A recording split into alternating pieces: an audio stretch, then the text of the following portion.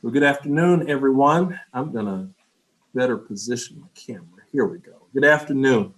Good to see some of you, and good to have all of you who are with us both on Zoom and on YouTube this afternoon to this this part of our coffee and conversation.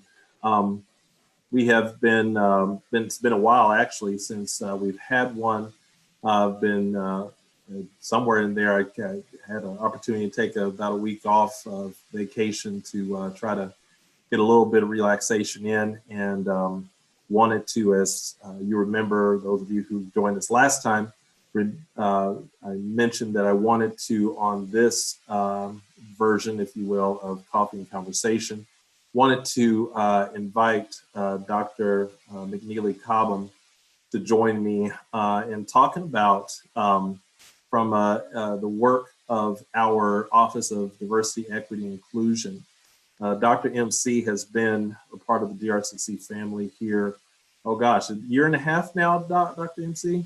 Year and a half, and has done quite a bit to not only here on our campus in terms of shaping more the DEI work on our campus, but also has also established a voice in this community of West Michigan. And so I was just visiting with one of our city commissioners this past weekend, and we were talking about one of the things that they were talking about was the work that we were doing here in diversity, equity, and inclusion. And early this week, actually yesterday, was on a session with Mayor Bliss, and the mayor talking about some of the things that we are now doing as an institution around DEI and wanting to see how the city can partner with us on some things. So more to come on that. I hadn't even told Dr. MC about that yet, so don't tell him. But I've been very pleased with the work that not only Dr. MC has done, but her staff as well over in the Office of Diversity, Equity, and Inclusion. When it comes to Jennifer and Jonathan and Sonia, the work that they've done. Also, as you'll hear from her presentation, there are many of you who are part of our GRCC family that work very closely with her office and the efforts happening out of there in some of the initiatives that she steers. So I'm talking way too much. I need to give Dr. MC some time to share what her work is looking like. And then we'll have a little time to also just think through what we're looking at going forward as far as this year is concerned, in light of some of the things that we've been seeing here locally and nationally. So Dr. MC, thank you for all you do. Thank you for being a part of this DRCC family, and please take it away. Thank you so much, Dr. Pink, for that introduction and warm greeting. Hello, fellow Raiders, and to members of the West Michigan community. Every now and then you'll see me glance down to my right, perhaps your left. I'm following the YouTube chat because I got some of my crew in there. So as they say things, I'll be able to hear and see and perhaps even answer some questions. I'm going to share my screen. And class, you let me know if this is going right. Am I up? Okay. You're good. Yeah. So the things that we'll cover in my short presentation, what ODEI, the Office of Diversity, Equity, and Inclusion, is in the center, but we are made stronger by the many partnerships that are external and go around the ring. And so that'll be the basis of my comments today. For those of you who have had time to be connected to my office and myself, some of this information will be repetitive. So I ask in advance for you to forgive me. And for those of you who are new to GRCC in our system, you will find much of the information informative. I'd first like to introduce the ODI team. Admittedly, perhaps offline, I call them the ODI squad, but for the sake and the caliber of this conversation, I'll stay with team. Our Associate Director, Ms. Jennifer Smith, who's an alumni of GRCC. She's been connected to the institution for nearly 20 years, and she'll joke and say that she started at age 10. So that's Jennifer. Then you have Sonia M. Hernandez, also been a part of GRCC, probably a totality of about 6 years, but she serves as Assistant Director and Coordinator of the ALAS program, which I'll talk more about later. And my right-hand man, Mr. Jonathan Wheeler, serves as my Executive Assistant, and next year he will also be an alum of GRCC. So that's the makeup of the unit here. We have connections to students in 3 different ways. The first is through our ODI Student Advisory Board, which is made up of student leaders who are a part of various affinity-based student organizations. We also have robust relationships with the Student Alliance or other student groups. And one that's directly connected to our office is our Student Engagement Programs, or SEP. Under this collaborative are 3 college-sponsored groups. 2 are grant-funded. And although it's 3 different groups, they are nuanced in some ways. NIA, which has been around the longest, means purpose in Swahili, and is centered on serving first-generation and historically underrepresented students who identify as women. Then you have the ALAS program, which is an acronym for Assisting Latinos to Achieve Success. And that has been grant funded since 2017. And then the Brother to Brother Network, which has been around, I would say, a total collaboratively of about 4 years under different iterations, but it's now named Brother to Brother. And through these 3 groups as a collaborative, the one core identity we have for them is that we serve as these students' advocates, those that want to be a part of these groups. We refer them to both campus and community services that would help them on their pathway to academic success. And then we expose our students to culturally affirming experiences that help galvanize and, if you would, support them as they journey through their post-secondary educational experience. I want to talk about some of our signature programs and new initiatives. And so what's a mainstay for us are such programs as the Diversity Lecture Series, our MLK Celebration, Salute the Women, and the Giant Awards Banquets. Those things have been a part of the office for a better part of 2 decades. Some new initiatives that have come down the pike as early as last fall is our Feminist Colloquium. We feature 2 scholar activists, if you will, Fannie Lou Hamer and Gloria Andanzula. This October, we will have our first Fannie Lou Hamer Colloquium with feature speaker, Dr. Regina Bell. We also plan to celebrate Hispanic Heritage Month in October. And then new for us this year, as an extension of the work done around intergroup dialogue training and the Interfaith Literacy Series, is the idea of launching the Courageous Conversations. Now, the post-election town hall is not our first courageous conversation, but I highlight it because it may be our most well-attended or polarizing one, given sort of the rhetoric and tenor of our nation. So I'm hopeful that you all will join us. The entire fall lineup is on the ODI website, and you can register for any particular event.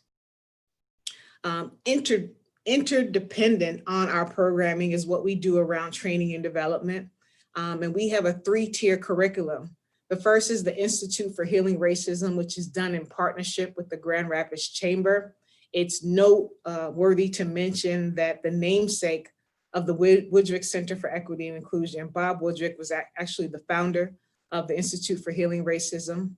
We also then have the intergroup dialogue, which we support. The lead facilitators of IGD is CAP 3.2, which is led by Mansfield Matheson and Sophia Brewer. and we are now on cohort 2 for that initiative. And launched last fall was a training module called the Cultural Competence Institute.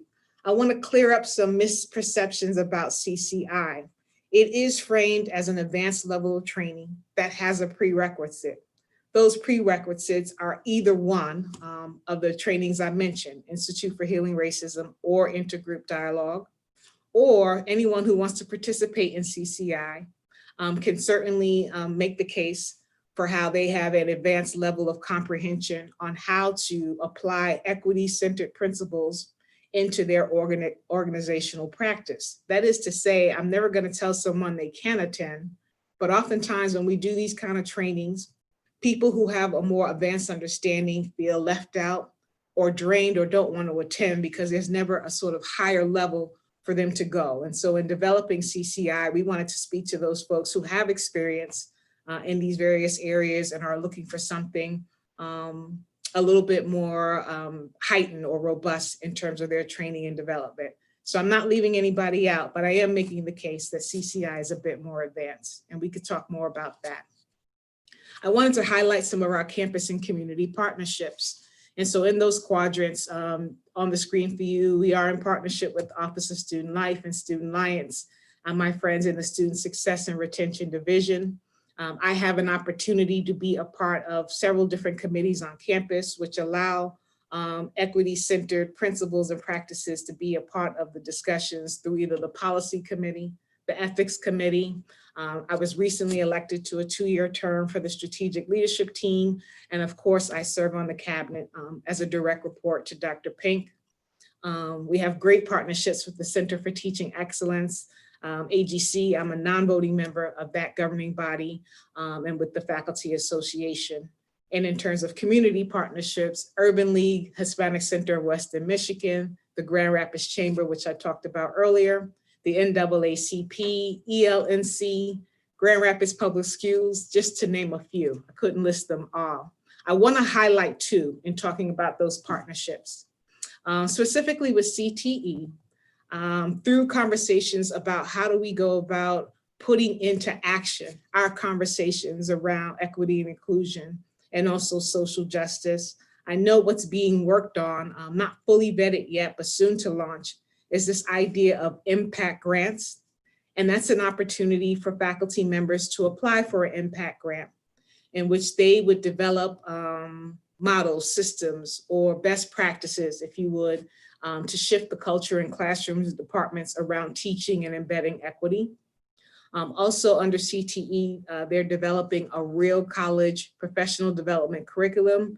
If you all remember from our learning day, what seems like way back in January, our keynote speaker talked eloquently about what we need to know in terms of students and their needs from a real college perspective.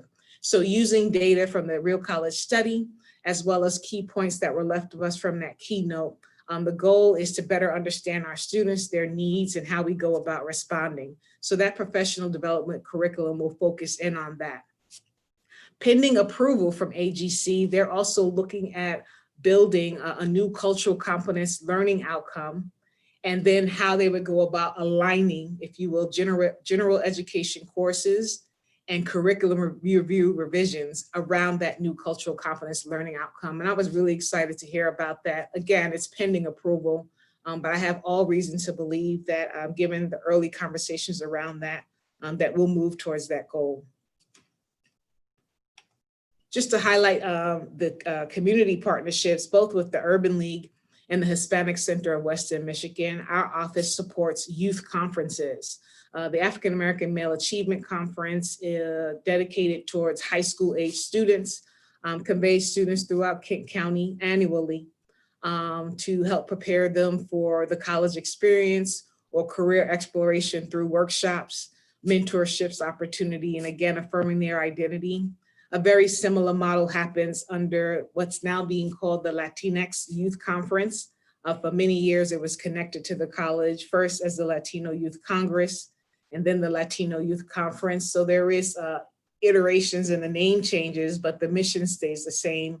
And that is for middle-aged school students to support this idea of them sparking their interest in the college experience and developing skills-based skills and acumen and professional development. So those two conferences we are able to support annually as institutional hosts vis-a-vis those partnerships. And then for my last slide, I want to talk about us being relevant and responsive during this global pandemic. Like many, ODEI was disrupted, right, and rocked by what's happening in our society, but we knew we had to be responsive in some way and continue to support our community through virtual means. And so very early into the events following George Floyd's execution, that's my word, don't put that on anybody else. We put together a town hall discussion titled America's Two Pandemics, COVID-19 and Systemic Racism. Professor Jermaine Reese was gracious enough to be a part of that opportunity. We were aware before the disruption that the DACA decision would be coming down the pike, and so we prepared accordingly to be able to have a town hall to be responsive to whatever that decision would be. And as a process of developing those town halls, I made outreach to Student Alliance and asked if there was an aspect of the student narrative and perspective that they wanted to highlight. And we were able to come together and do the Real Talk town hall discussion, which was well attended and gave those who participated a great opportunity to hear from students and what they're thinking.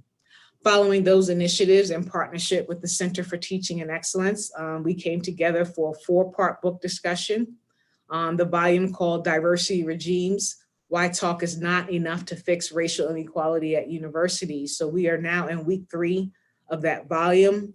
I'm learning a lot from the author, and I hope those 50 people who join us on Wednesdays are too. Dr. Sheila Jones and I give out homework assignments, and we have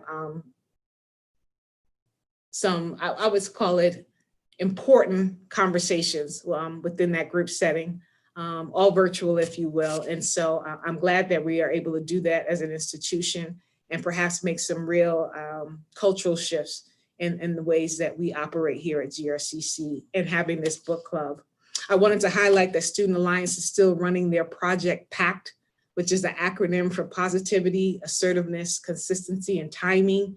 What they're doing via their Instagram social media platform is highlighting, if you would, artists, practitioners / scholars who use their artistry as a way to sort of speak to the time period of our society. So that's been going really well. We continue our outreach to students through our ODI e-newsletter, postcards, and phone calls.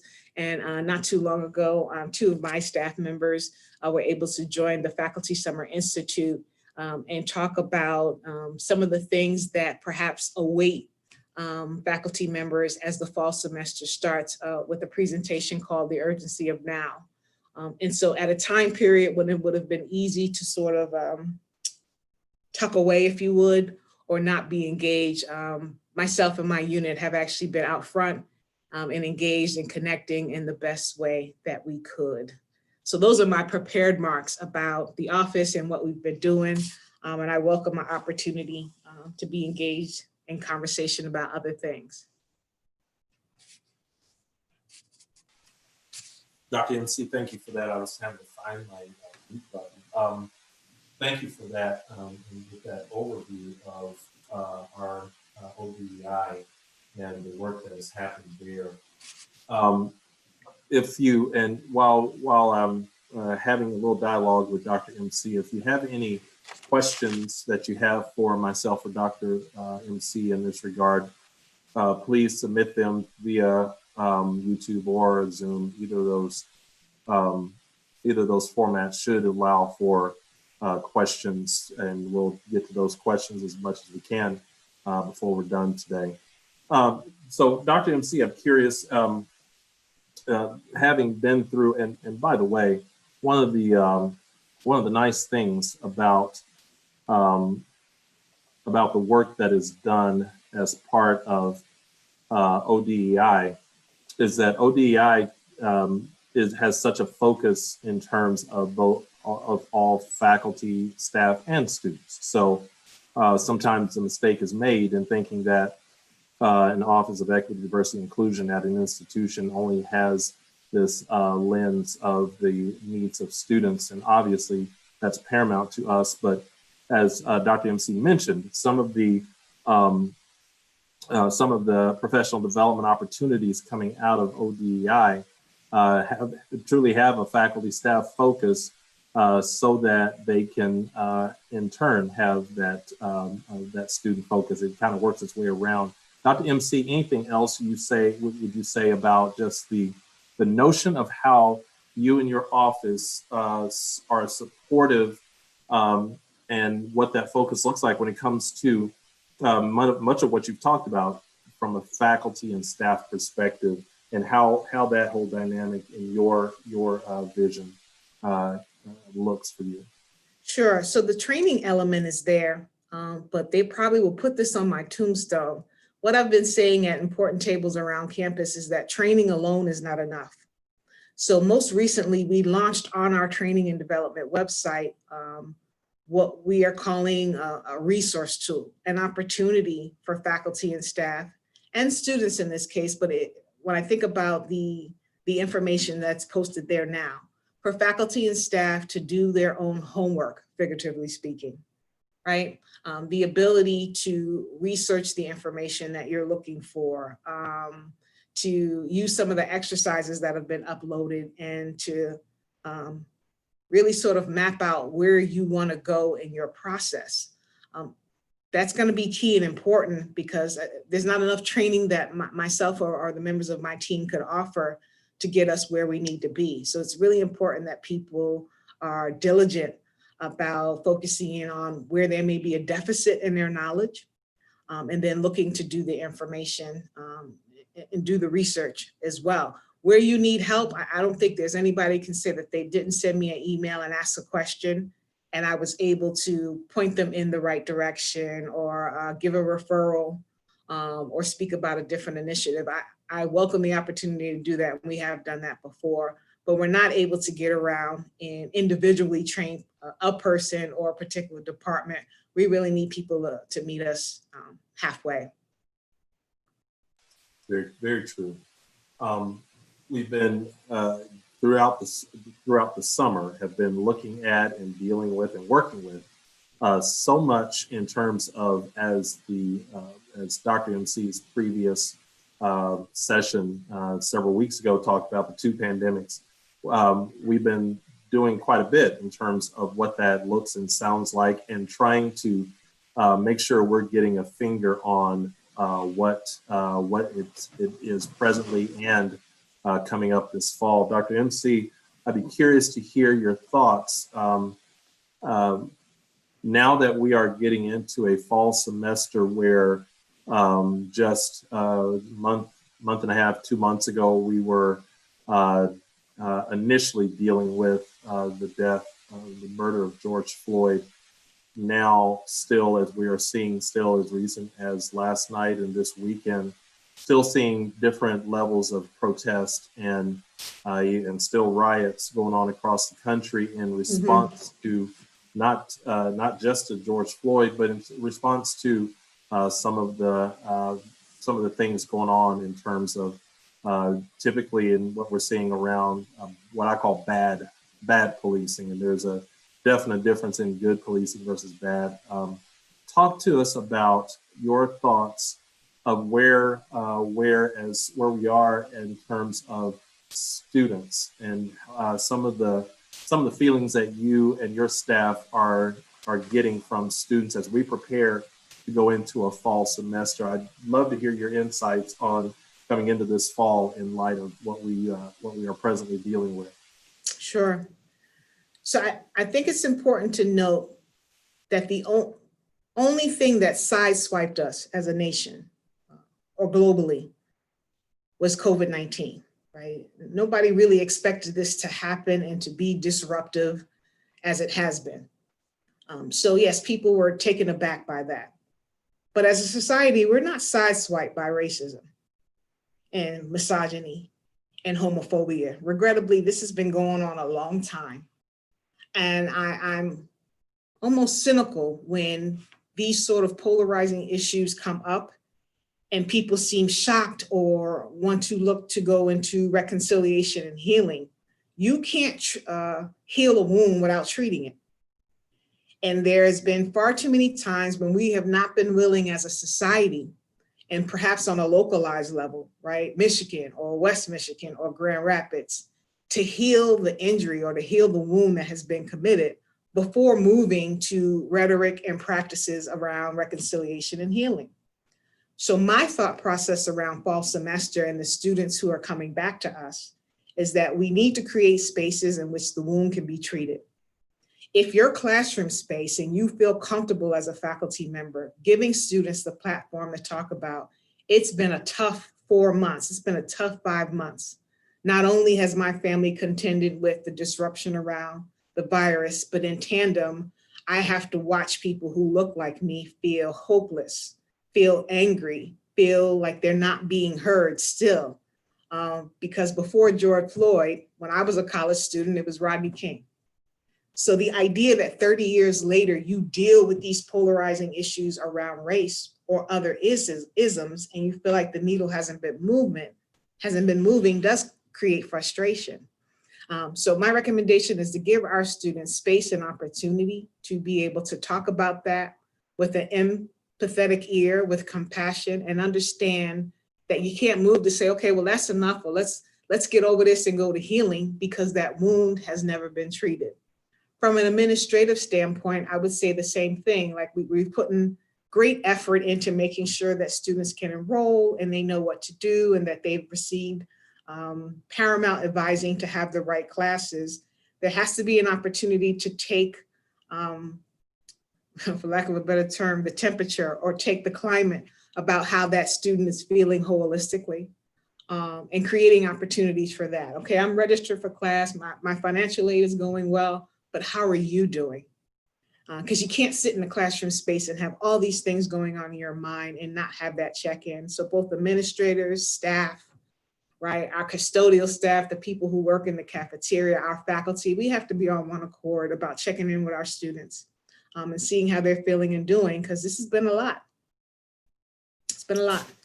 Yeah, and I appreciate the word that you used, that it resonates with me so much, the word empathy, because empathy really says that no matter where I am in dealing with whatever subject A is, I'm concerned about how you are dealing with Right. subject A. And are you okay in terms of how we get in dealing with whatever subject A is, whether it be racism, whether it be homophobia, whatever it is. Let me see how you are doing. And I think from a community college perspective, I think with our student population and who we see through these doors, I think that feeling of empathy, I think that's one of the things that community colleges truly have a history of doing well, because from an empathetic perspective, we take students wherever they are. And we say, how do we get you moving wherever you are? And so whether that wherever means academically, or in this case, socially and emotionally, wherever you are, how do we take you and help you in helping you navigate and get through this thing called college? Right. So we also have to, thank you. We have to have the stamina to sit with discomfort. Now, I don't take credit for that. That's Dr. Oh man, trying to cite appropriately. 2007, she wrote an article called The Privileged Identity Model, Sherry Watt, so 2017. And she talks about this idea of sitting or having the stamina to sit with discomfort. It's going to be uncomfortable. Oh, let me do this. Just as much as it's uncomfortable to tell a person to wear a mask when they're not wearing a mask, it's going to be just as uncomfortable, if not more, to sit with conversations that don't necessarily feel good to talk about, that may invoke guilt, that may invoke sadness, right? Or anger. But as a community, I'm talking to all the Raiders, right? Alumni, board of trustees, our stakeholders, we have to learn to sit with that discomfort, because there are people who do that every day. It does take an element of courage. So the idea of thinking that we can run away from that because we're in a professional setting, so let's not talk about that, or the taboo subjects that you don't talk about at work. That's not going to work here. Our society is different. I hope for the better different, but we are in a different place where even the taboo topics require us to have the courage and the stamina to have those tough conversations.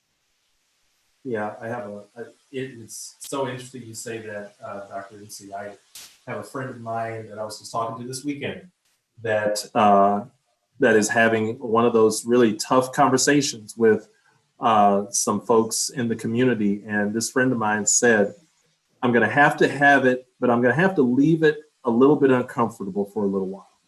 I'm going to have to just let that discomfort sit for a while so that the discomfort sinks in of knowing my discomfort may only last for a while till I decide to shed the discomfort. There are people in our community that discomfort is what they've been living with. And so, yeah.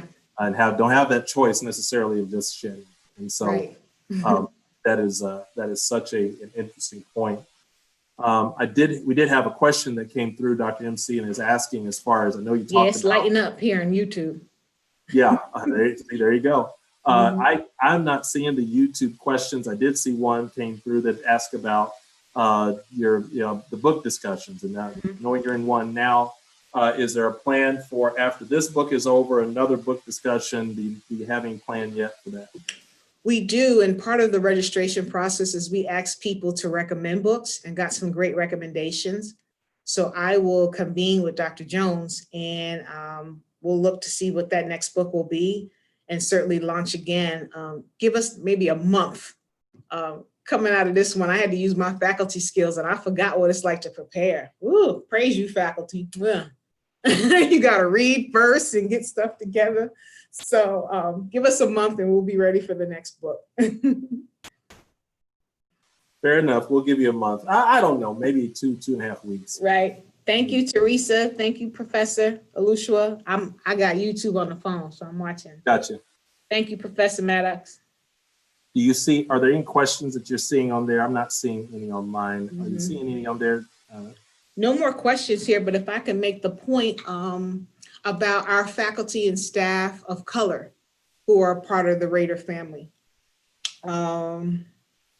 So I've been having some great either one-on-one or group conversations with different segment groups.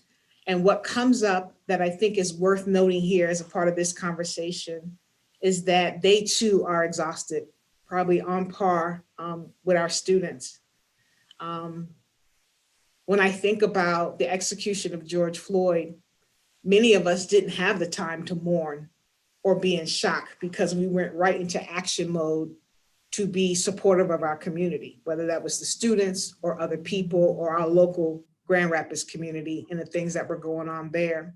So I would ask our colleagues to be empathetic and patient with your colleagues of color who oftentimes deal with these issues. They have to wear it and come into work and come into the committee meeting and come into the search committee, right, discussion, and still be able to engage professionally while there's some heavy things going on mentally. And not that that doesn't happen for everybody in some capacity, but that as we talk about empathy and compassion and courage, to please keep that in mind with your faculty and staff of color as well.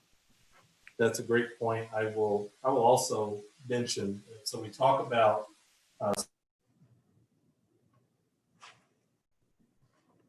I'm sorry, I hit mute again. So much of this session talking about here from a perspective of our college, I will tell you as an FYI to our campus community that many of the conversations, some of the things that are happening and going on in our community here in Grand Rapids, I've been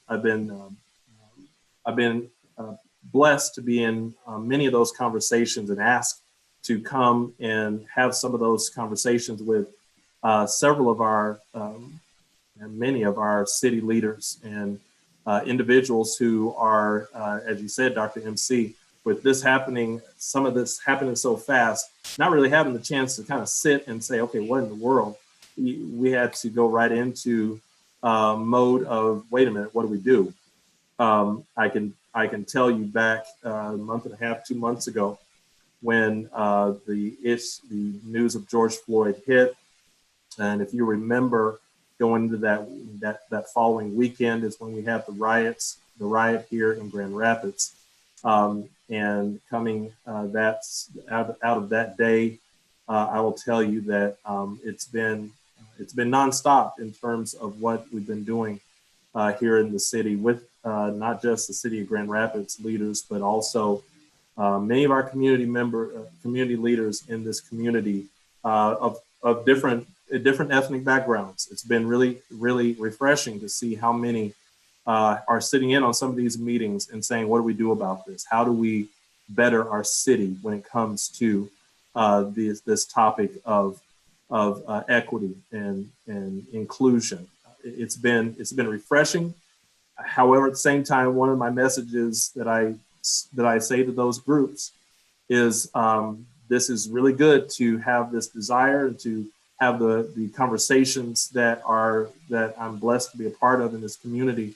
But if it's not followed up with any terms of action, Right. it just stays as conversation and gets put on a shelf for another day. And that's one of the main things I appreciate about Dr. MC and her staff, and many of you on this Zoom call today who are getting in on this work and focused on not just the conversations, but what happens after the conversations. How do I, as a leader, how do I do my job better when it comes to being mindful and having an equity lens, as we say, but also as faculty, as staff, as board members, as an institution, how do we do better when it comes to that equity lens? And I think that's what, again, I think it boils down to, the conversations that lead to how we do better. Dr. MC, anything else? I'm not seeing any more questions. I don't want to belabor that. Anything else you want to say before we're done this afternoon? Nothing I see on YouTube. Thank you, Professor Banks. Just a lot of shout outs, which is great. And I want the community to know that's a part of this conversation that I appreciate you, Dr. Pink, because on the night of the civil unrest, you called me. You were like, are you okay? And I was like, I'm okay. Are you okay? So we checked in with each other in that moment. That wasn't my first civil unrest that I was a part of, but it just hit different because of what happened beforehand. And I don't know if everybody can understand. To watch somebody lose their life is different than hearing about it or a video clip. 8 minutes and 46 seconds. To watch that is something different. And so I'm sure business owners may take exception, but those windows can be replaced. But the feeling that I felt, that hopelessness, it'll never leave me. It'll never leave me. Yeah, I remember sharing with a group of, we had probably about 40, 45 local business leaders from all the major companies and organizations here in Grand Rapids that were asking, what do we do? And my last comment to them, I have made on several occasions. I think about my father, who grew up, he was a World War II veteran, grew up born in the late 1900s, early 1920s. All the things that he saw growing up in Texas as an African-American man, from being born during Depression days to World War II, to all the things and the riots and all the things that happened in the 60s into the 70s, and all the things that he endured. He passed away some 25 years ago.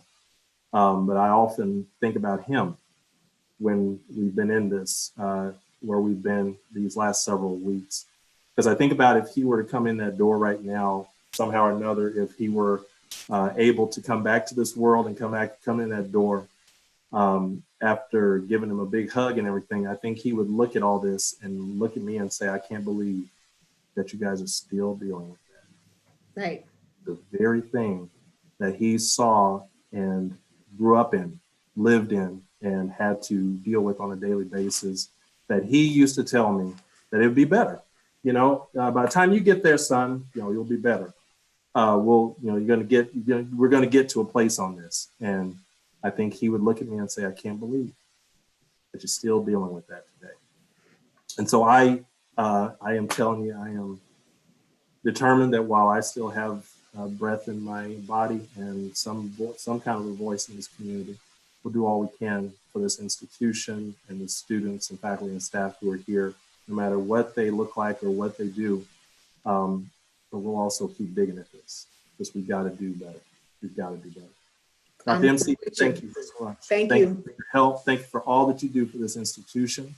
Friends, our next coffee and conversation will be right before we get this fall semester up and running. We'll be giving some of the most real-time information we can give you on where we are at that point. You'll see my communications between now and then in another 2 weeks. You'll see my emails and all that. But we'll be giving a good overview at that point, an update on where we are, getting ready to prepare to start fall 2020, which will be a historic semester. We will have none other. We have seen nothing else like fall 2020 and what we're getting ready to get into. And I hope that we can look at it, take this challenge, and see how we can do best for our students and for this community of West Michigan. So thank you for joining us today. Dr. MC, thank you again. Thank you. And, friends, we will be in touch. Thank you so much.